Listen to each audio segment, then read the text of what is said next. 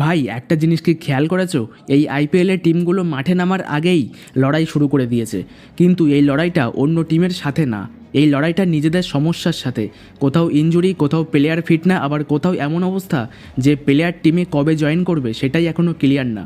ফলে কি হচ্ছে জানো, টিমগুলোর প্ল্যান শুরুতেই এলোমেলো হয়ে যাচ্ছে।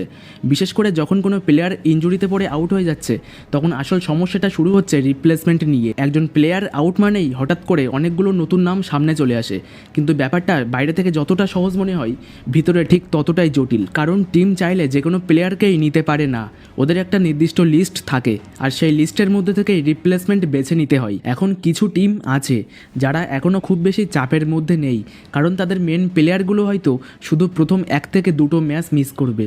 কিন্তু অন্যদিকে এমন কিছু টিম আছে যাদের অবস্থা একদম ঠিক উল্টো। সেই টিমগুলোর এমন কিছু প্লেয়ার আউট হয়েছে যারা পুরো টিমের ব্যালেন্সটাই ধরে রাখতো।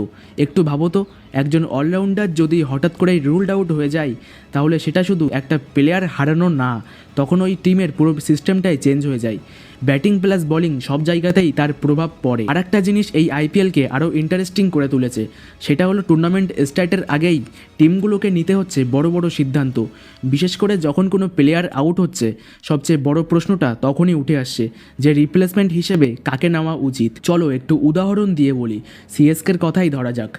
ওরা যে নতুন বোলারটা নিয়েছে, স্পেন্সার জনসন, আচ্ছা তুমি বলো তো, সিএসকের এই পরিস্থিতিতে এই বোলারটাকেই কি নেওয়া ঠিক হয়েছে? আমার কাছে ব্যাপারটা খুব একটা ভালো লাগেনি, কারণ তার আগের পারফরমেন্স যদি দেখা হয়, তাহলে দেখা যাচ্ছে উনি খুব একটা কনসিস্টেন্ট ইম্প্যাক্ট ফেলতে পারেননি।